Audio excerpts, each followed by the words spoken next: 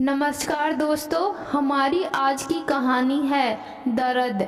मीनाक्षी कपड़े धोकर उन्हें सुखाने के लिए आंगन में जा ही रही थी कि तभी उसका पति महेश, जो कुछ देर पहले ही मॉल से अपने लिए 2 जोड़ी कपड़े खरीद कर लाया था, वह मीनाक्षी के हाथ से कपड़े लेकर बोला, तुम कमरे में जाकर आराम करो, कपड़े मैं सुखा दूंगा। यह सुनकर मीनाक्षी आश्चर्य से बोली, अब से पहले तो कई बार कहने पर भी आपने मेरी कभी मदद नहीं की थी, आज कैसे आपको मुझ पर तरस आ गया? सुबह मासिक धर्म के दर्द की वजह से जब मुझ पर बिल्कुल भी उठा नहीं जा रहा था, तब मैंने आपसे चाय बनाने के लिए कहा, तो आप मेरा दर्द समझने की बजाय अपने आप बना लो, मेरे बस की नहीं है। यह कहकर कमरे से बाहर चले गए थे। तब दर्द से कहारते हुए, मैंने चाय बनाई थी, मम्मी से भी मदद की उम्मीद लगानी बेकार थी, क्योंकि उनके पास तो रटा रटाए जुमला है, तू कोई अनोखी नहीं है जो ऐसी हालत में काम कर रही है, हमने भी ऐसे दर्द में खूब काम किया था।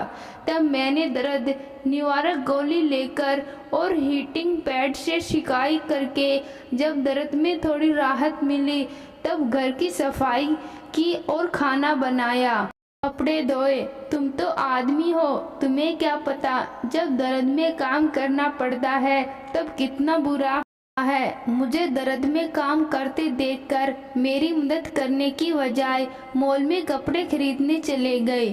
उसी गलती से शर्मिंदा होकर तो मैं तुम्हारी मदद कर रहा हूँ, कहते हुए मानव तार पर कपड़े सुखाने लगा।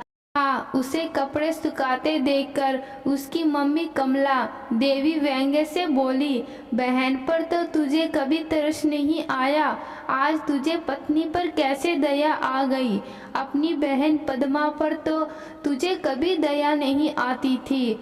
से ऐसी हालत में कभी अपने लिए मटर पनीर की सब्जी बनाने को कहता, कभी छोले भटूरे बनाने की फरमाइश करता था। जब मैं उससे बनाने के लिए मना करती तब तू गुस्सा होकर मुंह फुलाकर बैठ जाता था। तब तेरी शक्ल देखकर पद्मा तुझे मनाने के लिए तेरी पसंदीदा व्यंजन बनाती थी।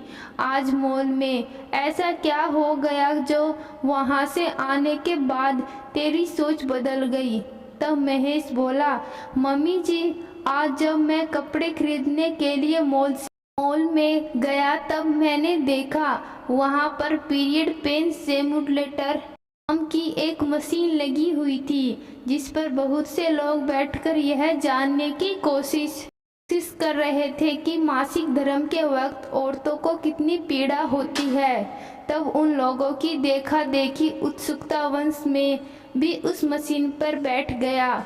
मशीन पर बैठने के बाद जब मुझे उस दर्द का एहसास हुआ, तब मुझे अपनी सोच पर बेहद पछतावा हुआ था कि मैं ऐसे वक्त पर अपनी बहन और पत्नी की मदद करने की बजाय उनसे काम करने के लिए कहता।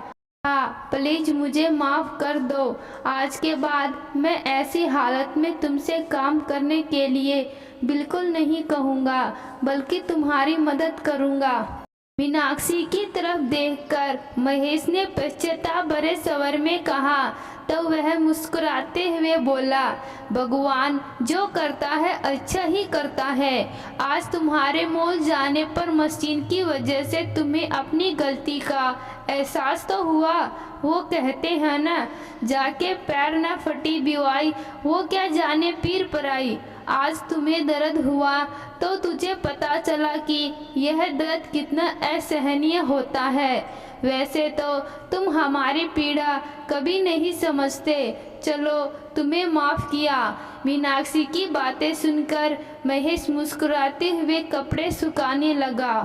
तो दोस्तों, आज की कहानी आपको कैसी लगी कमेंट बॉक्स में ज़रूर बताना। धन्यवाद।